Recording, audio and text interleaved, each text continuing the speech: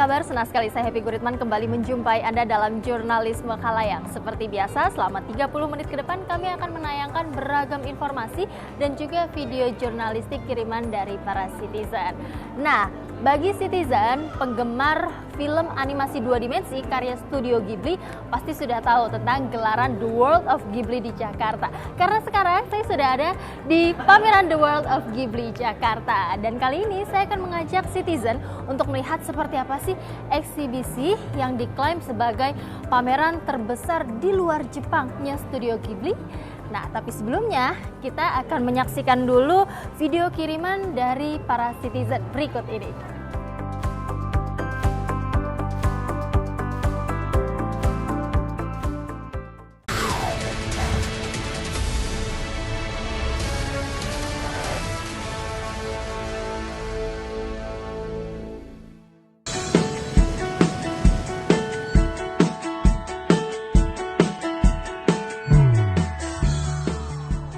Berlatar belakang payung warna-warni, langit Pura Mangkunegaran penuh hiasan payung-payung cantik yang tergantung di instalasi bambu.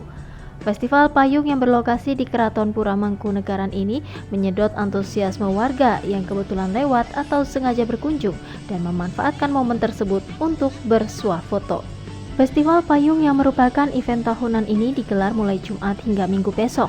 Awalnya, festival payung ini diselenggarakan di Taman Balai Kambang. Tapi pada tahun ini, Festival Payung mencoba berpindah lokasi untuk memberikan sentuhan budaya lain, yakni berlokasi di Keraton Pura Mangkunegaran yang memiliki sejarah tersendiri di kota Solo. Tidak sekedar menawarkan keindahan, namun juga memperkenalkan budaya yang ada di kota Solo. Meski suasananya tidak seteduh di Taman Balai Kambang, namun nuansa payung-payung yang tergantung tetap tak menyurutkan warga untuk menikmati payung-payung Nusantara tersebut. Momen tahunan ini pun dimanfaatkan oleh YouTuber untuk mencari latar yang tak biasa dengan menggunakan box penutup kepala bertuliskan YouTube tak ingin melewatkan momen istimewa tersebut. Kali ini saya main ke Pura Mangkunegaran karena tertarik dengan event sepayung Indonesia ini. Gimana Mas kesannya dengan payung-payung ini? Keren, sangat kreatif. Kota Solo memang gudangnya kreativitas. Harapannya Mas? Harapannya event-event seperti ini terus diadakan. Kalau bisa sih nggak setahun sekali ya Mas ya. Bisa lebih sering lagi. Karena anak-anak Solo memang kelihatannya sudah sangat ingin menunjukkan kreativitasnya. Bahkan di kancah internasional pun mereka nggak kalah. Mengambil latar deretan payung yang tergantung, foto dan videonya akan mewarnai channelnya. Puluhan payung khas Nusantara terpajang rapi bersama batang bambu membuat lorong yang indah.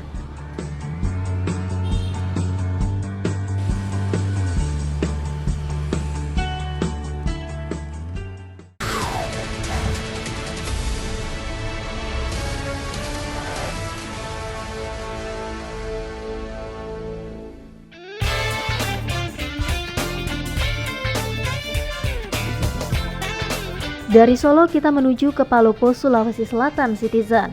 Di sana ada lomba adu cepat kapal nelayan yang diselenggarakan di tempat pelelangan ikan Kelurahan Ponjalai, Kecamatan Uara Timur.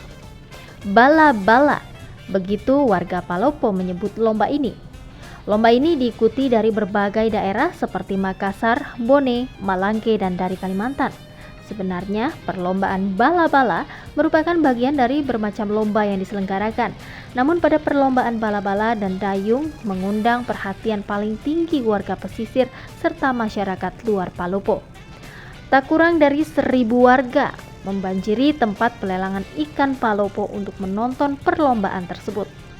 Balapan ini mempertandingkan 2 kategori, yaitu standar dan underbone.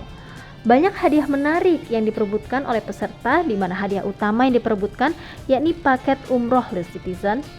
Para nelayan berlomba adu cepat dengan jalur di laut lepas antara kawasan TPI dan pelabuhan Tanjung Ringgi, Palopo. 2 putaran, baru kemudian finish. Saat bendera start diangkat tinggi, mereka langsung tancap gas, berupaya menyalip perahu lainnya untuk menuju garis finish. Kelucuan muncul tatkala ada perahu bala-bala yang macet di tengah jalan.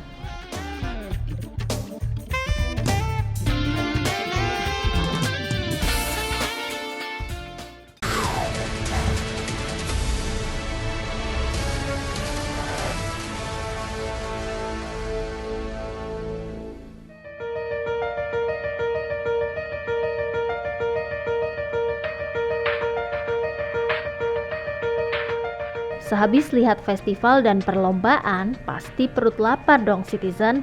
Lanjut kita ke Garut untuk lihat makanan khas di sana. Pasti kalian nebak dodol Garut kan? Bukan Citizen. Selain dodol Garut yang mendunia, ada lagi nih makanan khas kota Garut, yaitu kue burayot. Kue burayot salah satu jenis makanan kota Garut yang terbuat dari bahan tepung beras, gula aren, dan kacang tanah.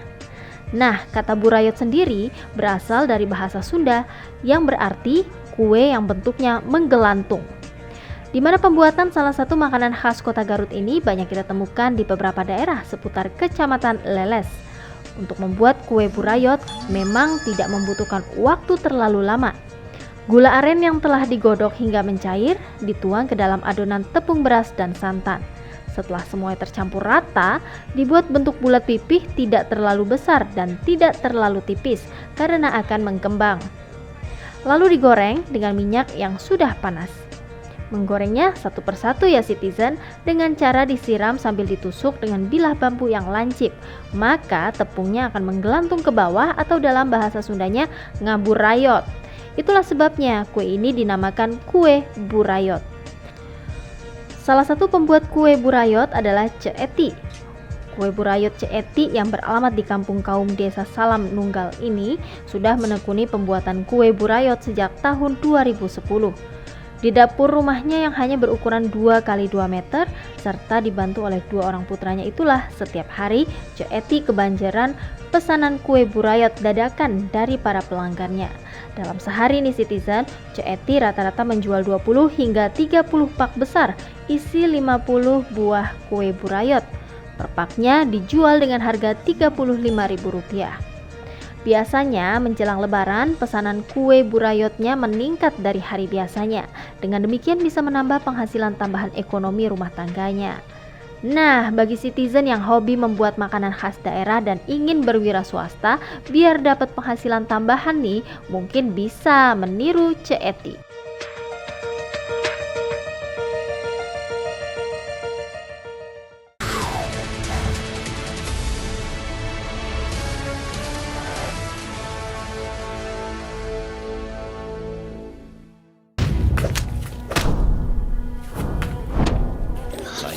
Baru-baru ini di kota Silver Spring, Maryland, yang terletak tidak jauh dari kota Washington DC, diadakan pemutaran film Surau dan Silek. Produser film Surau dan Silek Danny Reynando yang baru saja menyelesaikan summer course di UCLA hadir sebagai pembicara di acara ini. Di sela-sela kunjungannya, saya bersama tim VOA menyempatkan diri untuk bertemu dengannya. Halo pemirsa VOA, apa kabar? Sekarang ini saya sedang berada di Dupont Circle, tepatnya di Washington DC bersama Danny Reynando. Yep. Dan Danny ini adalah produser untuk film Indonesia Surau dan Silek yang sedang diputar di beberapa kota di Amerika. Sesuai dengan judulnya, kata surau berarti tempat ibadah dan silek berarti silat. Surau dan Silek merupakan dua budaya yang selama bertahun-tahun menjadi karakter masyarakat Minang. Ya, jadi surau itu central activity masyarakat Minangkabau. Laki-laki di Minang itu dulunya setelah tamat SD mereka akan tidur di surau. Jadi setelah maghrib mereka akan belajar ngaji, berdiskusi, bicara tentang banyak hal termasuk belajar silat. Sementara bahasa yang digunakan lebih dari 70% menggunakan bahasa Minang.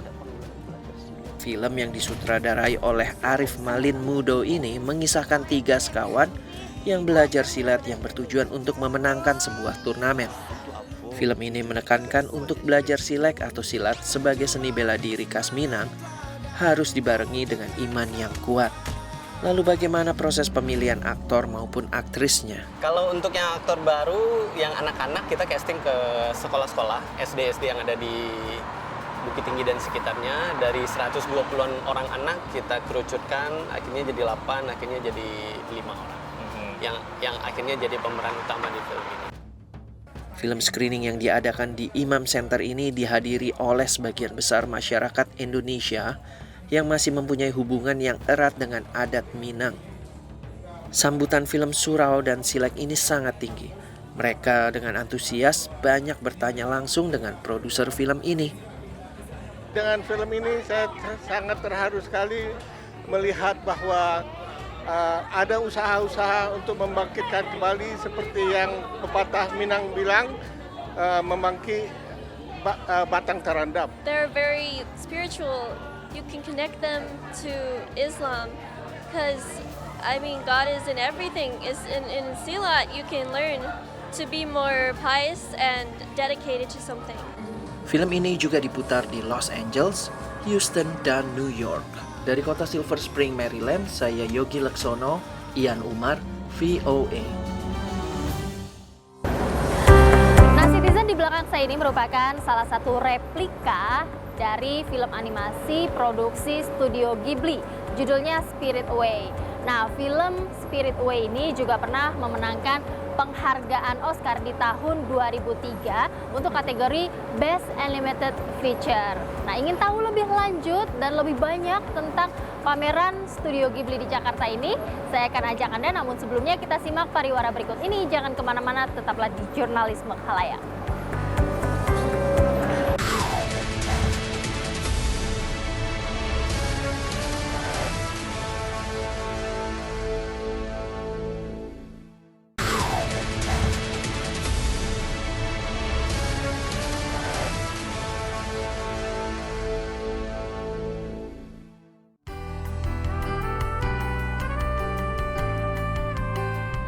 Citizen, mungkin sebagian dari kalian masih belum tahu apa itu Studio Ghibli.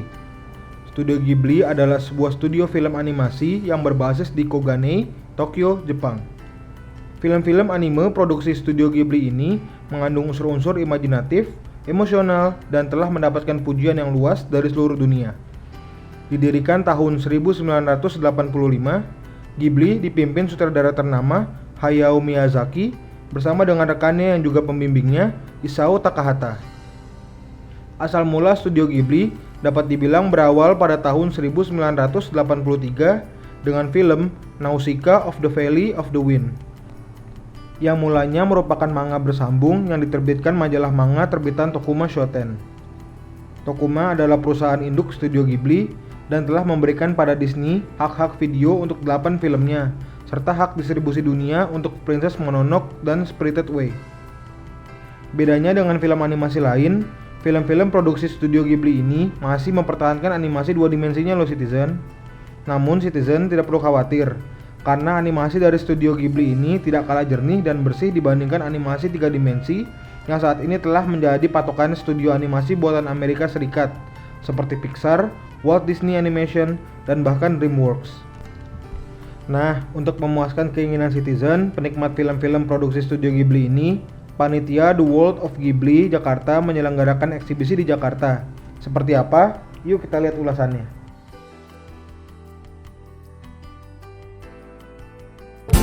Nah, Citizen, seperti yang saya janjikan tadi, saya akan mengajak Anda untuk melihat lebih jauh seperti apa pameran Studio Ghibli di Jakarta ini. Saya sudah janjian dengan Art Director dari The World of Ghibli Jakarta, namanya Mas Ova. Sudah ada di sini, langsung aja kita samperin. Halo Mas Ova, apa kabar? Apa kabar? Aduh, ini bener ya sih ini merupakan pameran Studio Ghibli terbesar di luar Jepang, katanya begitu? Iya, seperti itu, Pak. Huh? Jadi besarnya itu tidak hanya secara luas, tapi juga jumlah instalasi yang banyak itu lebih besar sebesar di Indonesia. Oke, Mas, kita bisa sambil lihat-lihat ke situ. Mas, katanya ini dibikin sama semuanya dari orang Indonesia ya? Dari Indonesia Replika semua. dari instalasi ini? Iya. Wow, Supervisi dari Jepang. Supervisi dari Jepang. Oh, begitu. Nah, kemudian yang menarik dari pameran ini, apa sih yang paling menarik? Yang paling menarik itu adalah selain lebih banyak, paling banyak di antara exhibition yang sudah ada, kita juga ada instalasi yang sebelumnya belum ada di exhibition lain. Seperti misalnya Howl itu, Castle Howl itu dia sangat akurat sampai dipuji-puji oleh direkturnya Studio Ghibli sendiri. Oh, gitu. Itu ada yang bikin sampai detail ini di filmnya. Sangat detail sekali begitu ya. Oh, nah ini juga termasuk salah satu dari ruang instalasi dan replika ya.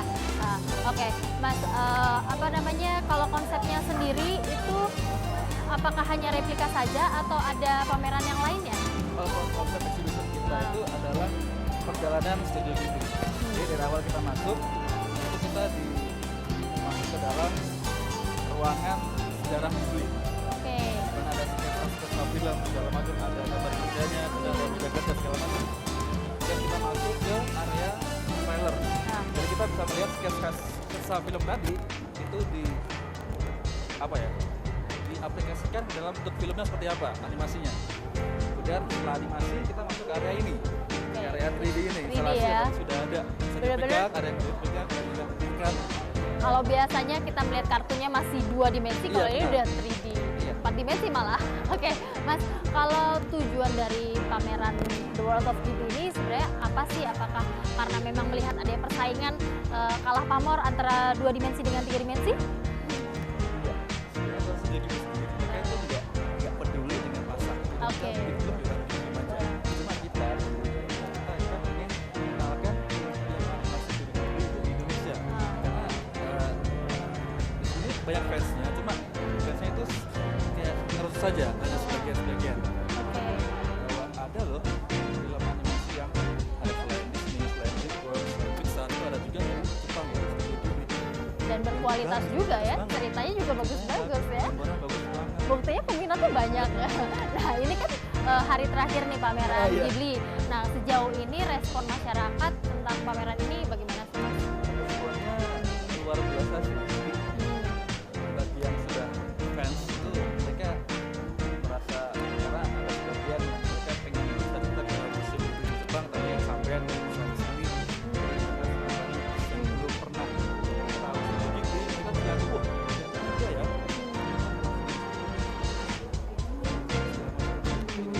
Apa ya? Responnya sangat positif sekali begitu ya. Sekali. Tidak menyangka juga atau sudah disangka. Nah, oke. Yang sekarang juga kita nggak serius ramainya sampai nanti. Eh, eh, Jadi eh, kita nggak kewalahan. Oke, Mas, ini kan sudah hari terakhir. Nah, mungkin masih ada citizen dan pemirsa lainnya yang belum sempat datang ke sini. Apakah akan ada rencana untuk buka di kota lain dalam waktu dekat atau bagaimana? Wah, semoga aja ada lagi ya. Cuma dalam waktu dekat mungkin mereka mau bikin sendiri kayak eksibisi Heeh. di sana, kayak apa namanya, waktu itu kayak teman-teman. Mungkin ini tahun terakhir ya. Tapi semoga aja, saya juga semoga. Jadi masih belum tahu ya bocorannya, kalaupun tapi yang pasti akan ada digelar di Jepang ya. Jadi kalau misalnya belum sempat ke sini, bisa ke Jepang sekalian jalan-jalan ke sana. Nah, Mas, ini salah satu replika dari film Totoro, My Neighbor Totoro. Favorit semua orang ini paling Iya. ramai setiap kali mereka di sini. Ya, kita juga bisa lihat antriannya panjang banget. Memang ini oke deh kalau begitu. Mas Sofa, terima kasih banyak atas waktunya. Kita next time ketemu lagi dan sukses selalu. Oke. Nah, citizen, jangan kemana-mana karena berikut ini kita akan lihat kabar media sosial yang telah dirangkum oleh tim jurnalisme Khalayak berikut ini.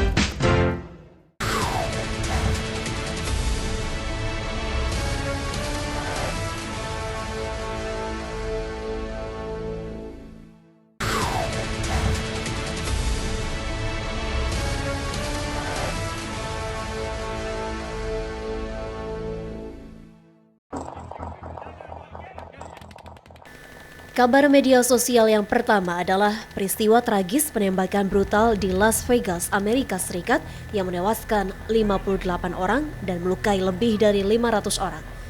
Banyaknya korban akibat peristiwa tragis tersebut ramai diperbincangkan di dunia maya. Salah satu media sosial dunia, yaitu Twitter, terkena dampak kejadian tersebut.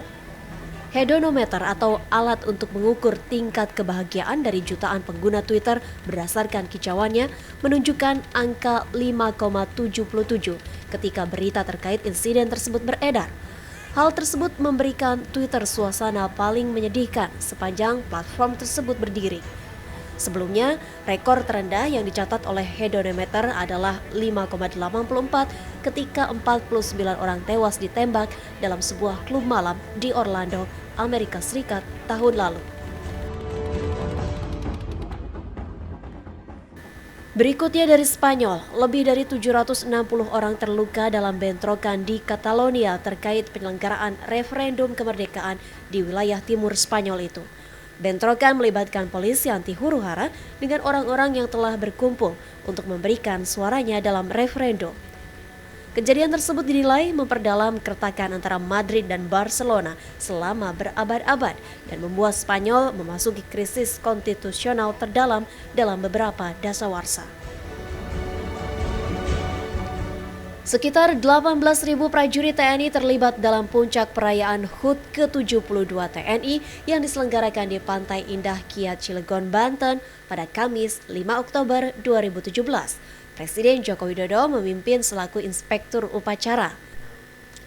Tidak hanya atraksi pencak silat oleh 1.800 prajurit TNI gabungan secara serentak yang menarik dalam perayaan tersebut, drama kolosal perjuangan pahlawan Panglima Besar Jenderal Sudirman dalam merebut kemerdekaan dari tangan penjajah turut memeriahkan perayaan HUT ke-72 TNI dan mengundang decap kagum masyarakat yang melihat. Dan puncaknya yang ditunggu-tunggu oleh masyarakat yang hadir yakni pertunjukan atau demonstrasi alat utama sistem persenjataan atau alutsista yang dimiliki TNI. Upacara dilakukan pukul 8 waktu Indonesia Barat. Peringatan HUT ke-72 TNI juga dirayakan secara digital oleh warganet hingga pukul 9.55 waktu Indonesia Barat. Ucapan selamat HUT ke-72 TNI mengalir deras di lini masa Twitter dan menjadi trending topik Indonesia dengan banyak kata kunci terkait hari ulang tahun ke-72 TNI seperti Dirgahayu TNI, hari ulang tahun TNI, selamat HUT TNI, TNI kuat, hingga tentara.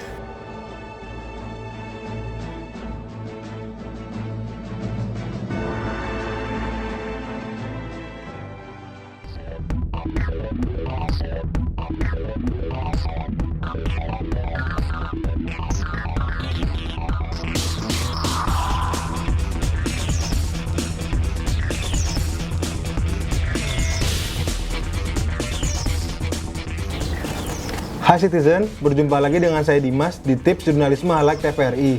Saya lagi ngecek video kiriman kalian nih, banyak banget sampai susah milihnya.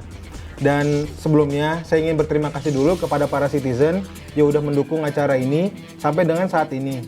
Dan untuk para Citizen yang ingin mengirimkan videonya, kami tunggu video kiriman kalian. Dan di tips kali ini, saya ingin memberikan sebuah informasi karena waktu saya baca beberapa email kiriman kalian, banyak yang menanyakan format video apakah yang bisa masuk ke redaksi kami, lalu durasinya berapa banyak, berapa lama, dan juga bagaimana cara mengirimkan videonya. Dan di tips kali ini saya akan menjawab semua pertanyaan kalian itu.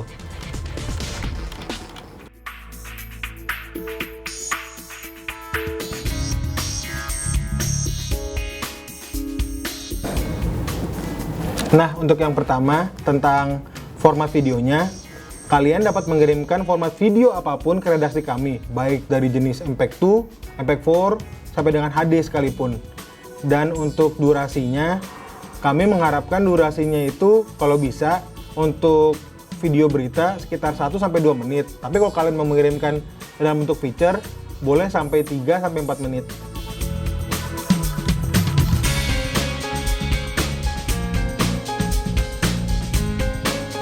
Apabila Citizen mengirimkan videonya dengan format yang lebih besar, kalian dapat mengirimkannya melalui Dropbox ataupun SendSpace.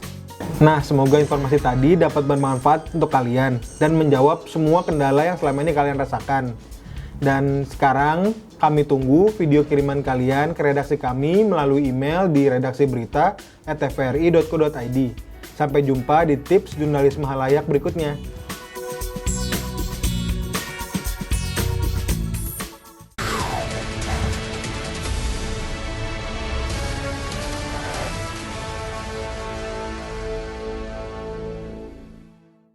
Citizen, dari keseluruhan pameran Studio Ghibli ini ternyata ada 2 spot yang menjadi favorit pengunjung pameran.